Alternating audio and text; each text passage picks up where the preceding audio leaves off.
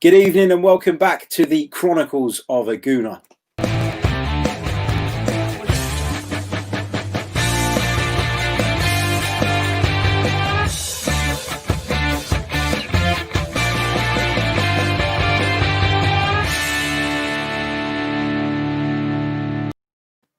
Hello, good evening and welcome back to the Chronicles of a Gooner, the Arsenal podcast brought to you by AMS Media Limited. As ever, I'm your host, Harry Symeou.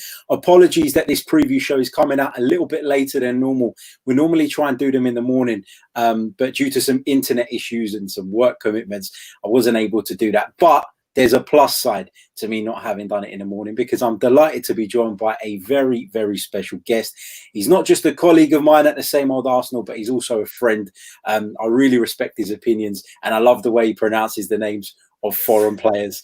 It's none other than the brilliant Lee Judges. Welcome to the show, mate. How you doing? That's all right, Harry. I'm just glad you've got the name Harry. That's all I'm saying. Like, you know what I mean? That's it. Delighted to be on. Delighted to be on. Good, and it's been a while, and yeah, we were saying that the other day. It's been a long while since I've been on, like, you know. So pleasure, absolute pleasure. Yes, delighted to have you, Lee. Let's look ahead to the game coming up Wednesday night. Arsenal take on Norwich City. We're playing back at the Emirates for the first time since the restart. Mikel Arteta has been talking to the press today. He's been talking about Cedric Soares. He's been talking about the fact that he is available for selection following a facial injury. Torreira's back in training, but he's being assessed. Ozil's being assessed. Lewis is being assessed. So lots of possibilities in regards to the team selection. First of all, Lee, I just wanted to get your thoughts on a few comments that Mikel Arteta made today, and in particularly around Cedric Suarez, because he talks about him in really, really high regard. And he says he's a different quality in the fullback area than what we have. He's a gifted technical player and is probably the best we have in the final third to make the decision and attack the box. He can play in a 4 or 5. He's a really good player with experience in the Premier League that can help us. Now, having heard that, are you less surprised now that Arsenal gave him a 4-year contract? No, not really. I think that what people and the Arsenal fans have been a little bit miffed about was that obviously they signed him on loan and then, he was injured. I think I think it's a good signing for the long term. I think that, he's an experienced Premier League player. And I think that's something that Arsenal have not had over the last few signings. I think that we need to bring in some Premier League experienced players. And, other teams have done it, like Liverpool and whatever, and look at the success they've had from it. So I think that we need to go down this route. And what I think was we've without being too disrespectful to the other players, we're a little bit weak in that area. I think it's one of our weakest parts of our game, and we need strengthening, need it toughening up. So I think it'd be a good one. Whether he'll come in this game is going to be a little bit harsh on Maitland-Niles. So maybe his performance on Sunday, it was down to Cedric, the signing of Cedric, because he knows if he doesn't perform that he's not going to get his game time is going to be even more limited, if you know what I mean. So I think it's a good move. It's good for the squad. I'm looking forward to seeing him play. It's going to be a difficult one whether he will play. I think if Arteta rates him as much as he does, Harry, then I think he will start in this game. That's my opinion. And I think then, get him in as soon as you can, and particularly on a home game. We don't want to really be taking him and throwing him in at the deep end, Wolves away, which, is going to be a tough game. So ease him in for this game, or maybe bring him on. I don't know, but I think that if you see him as the future, see him as one for next season who's going to be playing regular, then I would play him tomorrow. Yeah, absolutely. And I don't really have an issue with Arsenal signing Cedric. I think you're absolutely right when you say that it's a position that we're a little bit weak in. It's a position we could do with reinforcing it. I was surprised, though, by the length of the contract. I mean, to give someone a 4-year deal when they've not even played a game of football yet for your club, and taking into account that, he's going to be 29, it just seemed a little bit over the top for me in terms of the length of the deal. Yeah, I think that's probably one of the reasons. But then, we've all complained, haven't we? Like, if we sign these players on shorter term contracts and then they are a success, and then we need to sign them again for another couple of years, and the negotiations break down, we lose them. So listen, we've got him for nothing. So I think they've probably looked at that and thought, well, okay, we'll give him the extra year instead of paying a transfer fee. So I don't think it's bad business all around, Harry, and when people say, "Oh, we've not seen him play for the Arsenal," well, you know, the scouts and whoever have seen him play for Southampton in the Premier League, and have been obviously impressed with him. And I think like Mikel Arteta has obviously come up to him when he was coaching at Man City. So I feel that it's a no lose situation for us. If I'll be honest, you know, if it doesn't work out, then we can sell him and earn some money out of it, or not lose any money out of it. So I think it's a good deal all round. And I'm just, what would have been a bad deal was if we'd have done him on loan and then he never played and then we didn't sign him. That would have been the worst case scenario. So I think it's a good one. I'm looking forward to seeing him play, and it's one, as I say, like I think that we needed someone in that area, and you know, there's always a chance that this is going to be a masterstroke by the recruitment side of which is getting much maligned stick at this moment in time. Yeah, you know, you're right. I think signing Cedric was the right move. I'm a little bit concerned about the length of the contract, but like you said, given that there's no transfer fee, given that Mikel Arteta clearly thinks a lot of this player from what he said, then, you know, I guess to him it made perfect sense. You made a reference to the fact that you'd rather see him start at home as well, and I'm interested to get your thoughts on the difference between post-COVID football and pre-COVID football. Yeah. And of course, you know, the home advantage for me still exists, but it's a lot less significant, I would say. Would you agree with that? Are you expecting Arsenal to be better now that we're finally playing at the Emirates on Wednesday night? Yeah, I think that you would, because it's not just playing at home; it's the travelling and everything that goes with it. You know, you've got what's probably more in home in your own environment, I suppose. I think that's the key. I think that when you say, "Oh, like rather play," I mean, I totally forgot about the no fan situation. Which, so I think that it will. I don't, you know, I think that. Listen, I think we're both honest enough to know that probably, like, with no away fans, helped us at Sheffield United, that performance. Yeah. I do believe that. I think if it was the last minute of the game, they've got a corner and you've got all the fans going at you, maybe we would have been a little bit more tense and tight at the corner, you know, and maybe made a mistake where, you know, without the fans, it probably a little bit less pressure. I don't really know how it's going to affect us at home. I think that, you know, listen, we know what the Emirates is. I think maybe it might be a bit of a disadvantage for us because it's such a bigger stadium, and the bigger the stadium, the emptier it is, the more I think it will highlight it a little bit more, if you know what I mean, in a silly way. Because the Emirates, if you've ever been there and been in it when it is empty, it's a quite an eerie place, you know. So it's going to be an interesting game for us. You know, as you say, home advantages, I think, diminished slightly. You know, I don't think all the way. And Harry, I'll be honest, I think that if you, being an Arsenal fan, you would expect to beat Norwich home and away. You know, if I'll be honest, whether there's fans or not, we got a draw against them last time when Aubameyang got sent off, didn't he? And we took a point there. You know, they're no mugs, Norwich. I've been impressed with them. You know, they give us a game of football tomorrow. You know. And it comes down to the old cliche: if Arsenal defend well, then they'll win the game. It's as simple as that. But that's, you know, like saying, without being boring, it's the way it is at the moment with Arsenal. But you know, I am interested in this game. So I don't know how you feel about this, because this is the sort of first game that you'd 100% be going to. Do you know what I mean? Like, I was going to Sheffield United. I had a ticket for Sheffield United.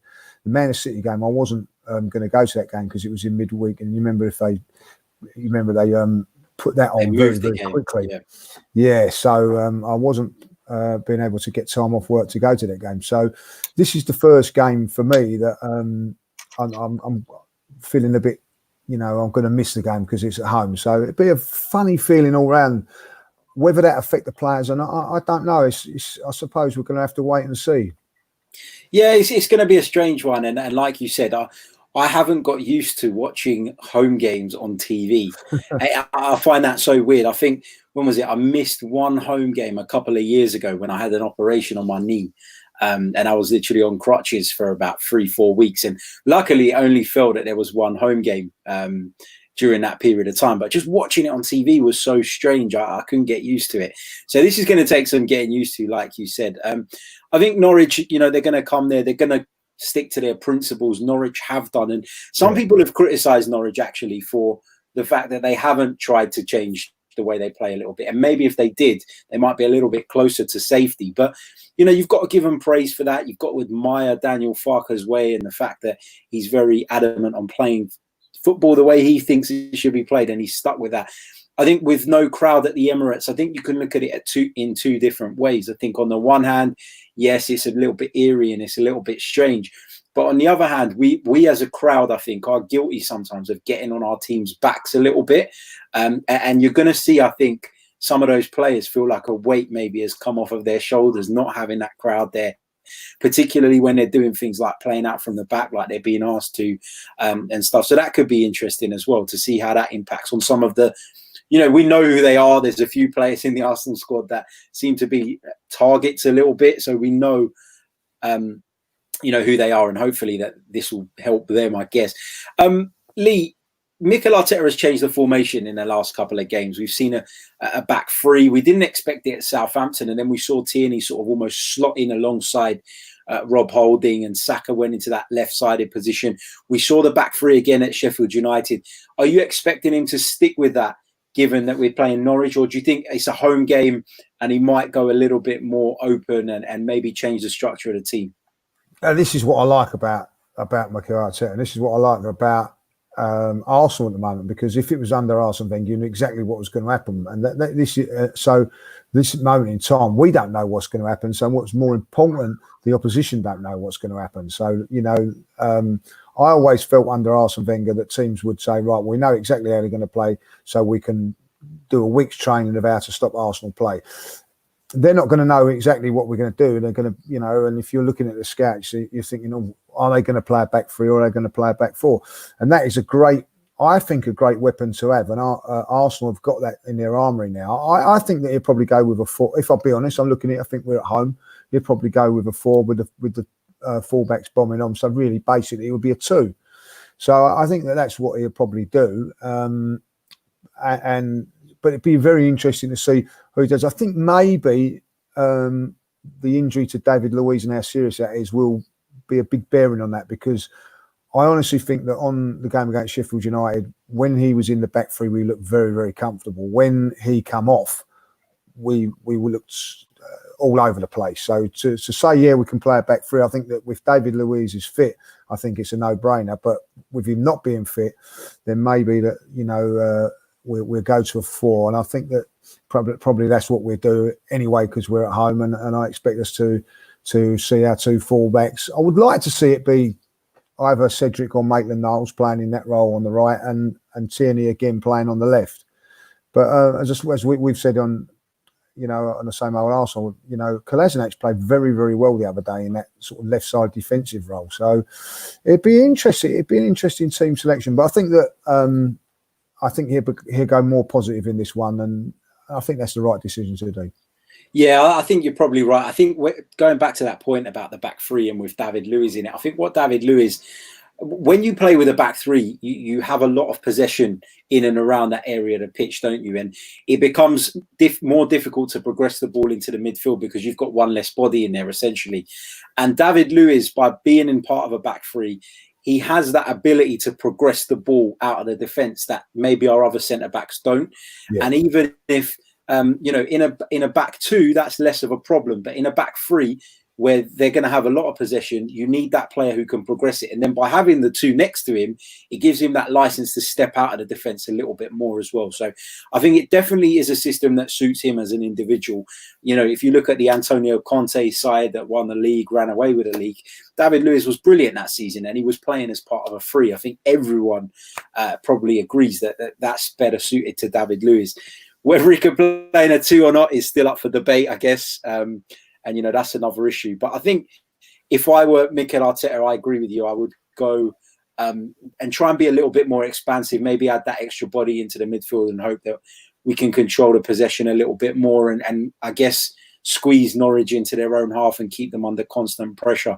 Eddie Nketiah, what have you made of his performances lately? And given what you've seen so far, are you expecting him to continue playing a part in the side this week? Well, I was going to say this weekend, but it's tomorrow. I think you're starting tomorrow. I think because I think it seems we're at home. I think that with Eddie, I think that he's been given a bit of a raw deal when people keep saying, "Oh, he can't get into the Leeds side, but he can get into the Arsenal team." Different system and different way we're playing. But I quite like the fact at the moment in the games that he's played, whether he started or not, he contributes. I think he come on the other day and contributed really, really well. And if he starts the game like he did at Southampton, he tires the defence out, Harry. Works him really, really well. He worked him so hard the other day. He got his reward with a goal. It's not necessarily going to happen every time, but what he's doing is, if you're a central defender, you're not having a rest for a minute, and then with 10, 20 minutes to go, you've got someone, a fresh Lacazette or a Aubameyang or whoever you're going to decide to play up front coming on. It's a lovely little weapon to have. I think he's done really, really well in the last few games. I think he's matured as the season's gone on. And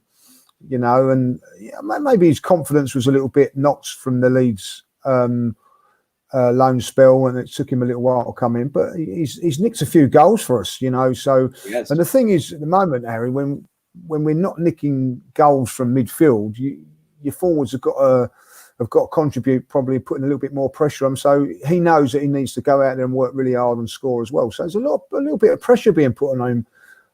Because of our deficiencies in other areas. So I think he's done really well. And at times I thought, well, no, let's play like I think my argument has always been that I would have liked to see Aubameyang go up top and then bring in Martinelli, but that option is now not there. So from say like a fan's point of view, you've got not the pressure of saying, oh, I want Aubameyang in the middle to get Martinelli in the side. It's not there now. So maybe that has just eased a little bit of pressure off him a little bit, and he's performed, because I think that his performances have been really good since we've known Martinelli is not going to be in the side or even on the bench. That he's on the bench. You think, oh, he's going to bring him on. I think So I think it's a good little thing now. And for us going forward, I think these next 8 games, as long as he's involved, either starting or coming on, I think it's a big thing for next season as well. Yeah, agreed. And you made reference to the Leeds spell, and that could have easily killed a young player's confidence, And again, I said it on Same Old Arsenal last night when we were talking. It wasn't ever a case of Eddie Nketiah not being good enough for Leeds. It's Marcelo Bielsa is so, he knows what he wants. He plays a certain way, and he's not going to change that for anyone. And, you've seen Leeds bring in forward Jean-Kevin Augustin from RB Leipzig on loan, and they've got a purchase clause on him that they have to buy him for £18 million if Leeds get promoted.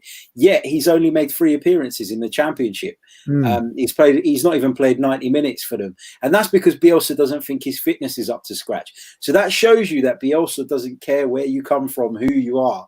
If you don't fit his system, you're not going to get in the side. And Eddie Nketiah should take encouragement from that, and he should look back at that and be able to put. I guess he would have learned a lot of Leeds training in and amongst the first team and a different method. And Bielsa's a great coach, and I'm sure he would have picked up things from there.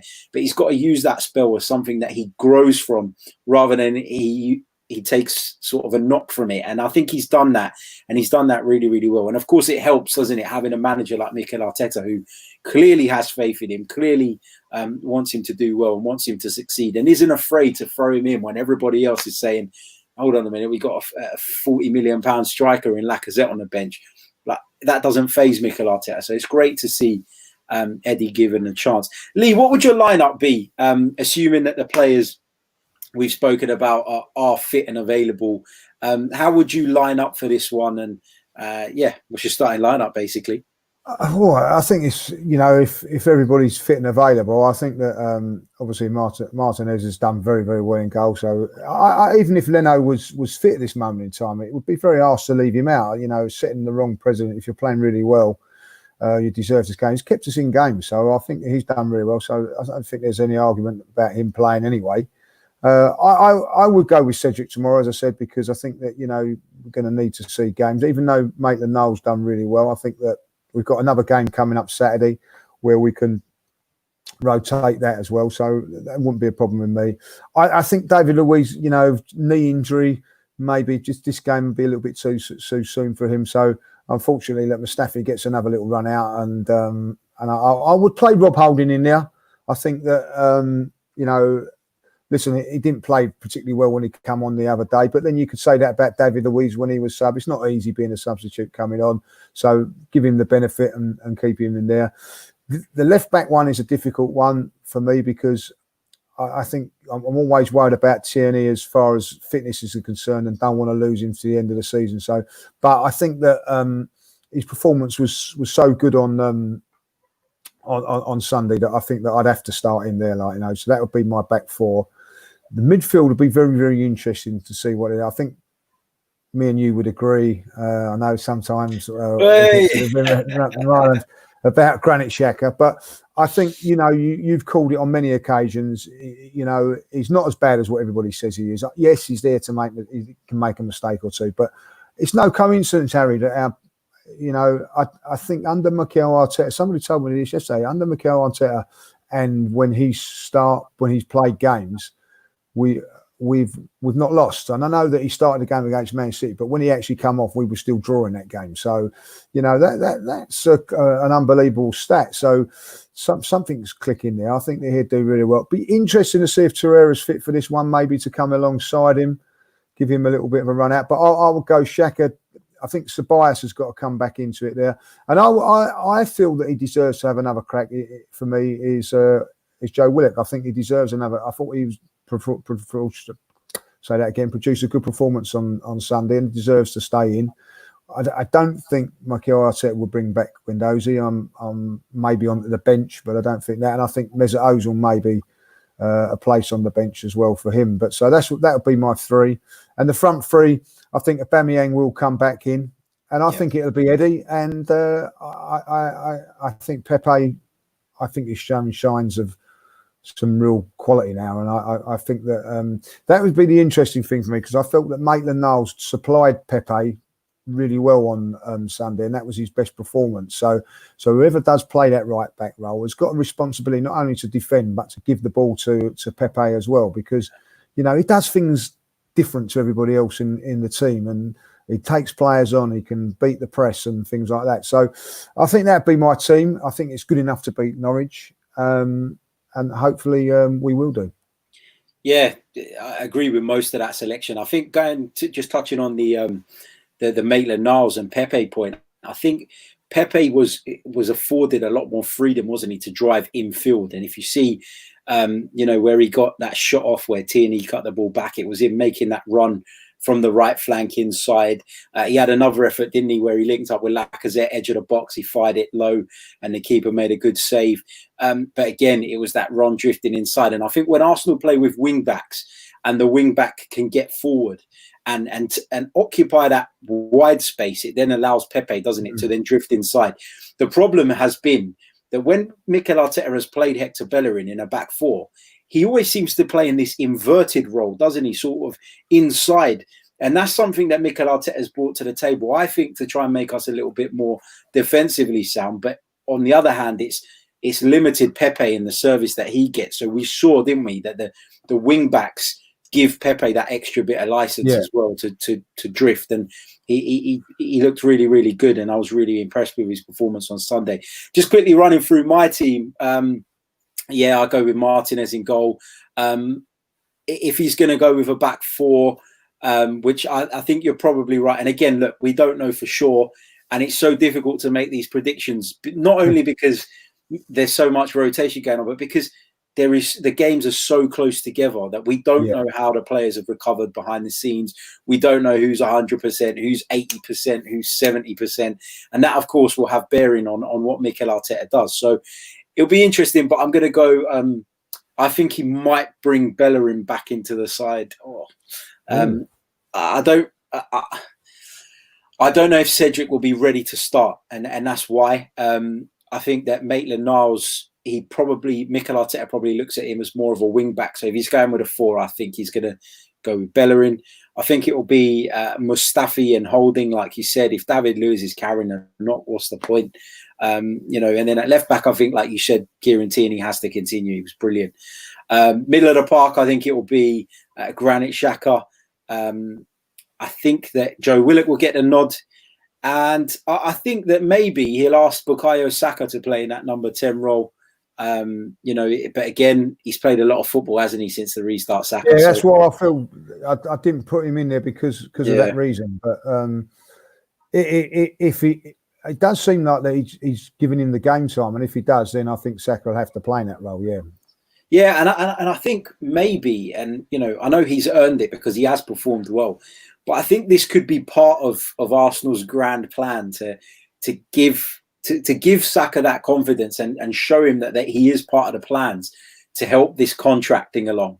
You know, we know that we're confident that it's going to get over the line. We've been hearing that for a while now, and I don't doubt that Arsenal are going to get it done. But giving him the playing time is probably something that if he did go to another top club, i.e. your Manchester Cities, your Liverpools, your Man Uniteds, your Chelseas, can they guarantee him the kind of game time that Mikel Arteta is giving him? Probably not. And that's probably a big factor for someone like himself breaking through. So I think I'm going to put him in my 11. Aubameyang on the left, Pepe on the right, and Nketiah through the middle. I think you're spot on with that. That's what I expect to see. Lee, let's have a prediction before we wrap it up. How do you see this one going? Let's stick our necks out on the line. And I'm going to stick my neck out and say a positive 2-0 today. I feel that confidence would be high from Sunday's win. That was a great win on Sunday, regardless of no fans or whatever. Like, you know, I'm very disappointed with the media, the way they've gone on about saying, you know, criticising Sheffield United, actually even saying that if there was a crowd there, they would have won the game. You know what I mean? Which I think is a bit disrespectful when there's no fans in any of their games. So I didn't say that against Brighton, did they, when we lost at Brighton? Exactly. You know what I mean? So I feel that they've been a little bit disrespectful there. I think it was a good, solid win. Give us the confidence we need. I think that, you know, listen, we're just saying there about those three up top. If they all perform, you know, they're a match for anybody. And I think that Norwich will come and give it a go, you know, and let's not be disrespectful for them. They went to Spurs before the lockdown and got a result in the cup there, and they give Man United a run for their money. So they're not going to be no mugs. But I just think that a little bit of home advantage where I feel the travelling and everything else is going to come into play. I just think that Arsenal will just have a bit too much for them, and I'm confident that a 2-0 win will be something around about that, like, you know. Fingers crossed, mate. Fingers crossed. Yeah, fingers crossed. I'm going to go with a 3-0 win. Even better. Better. Hopefully. Fingers crossed. Let's hope that Arsenal can do that and get us over the line. Right. Big thanks to everybody who's tuned in, watching us live at the moment. We're going to leave it there because I am scared that my internet is going to cut off because I'm using the 4G hotspot from my phone because Virgin Media are a bloody joke, and I don't care if they see this. You know, I've been on the phone to them for 2 days to try and get it sorted, and still no luck. So it's not helping me. It's making my work days take double the time at the moment, which is an absolute pain in the ass. So, yeah. So thank you to all of you for tuning in. I'm not going to go through the comments just purely for that reason because it's probably going to cut off and then we'll lose the whole thing. Leave your predictions in the comments section below. My thanks to Lee Judges. Lee, thank you, mate. It's been an absolute pleasure. It's been a pleasure. Thanks for having us on. Really enjoyed it. Lovely. Great stuff. And don't forget, you can become a patron by heading over to patreon.com/the Chronicles of a Gooner. You will receive a free gift after 3 months of membership, and you'll receive access to exclusive content with some player ratings coming immediately after the full-time whistle from the Norwich game. And it won't just be me doing those going forward. We'll be getting different people on there as well, which will be great. Thank you so much, guys. And we'll speak to you soon, hopefully. When we come back on Thursday morning, we're talking about 3 points for the Arsenal. So until then, take care.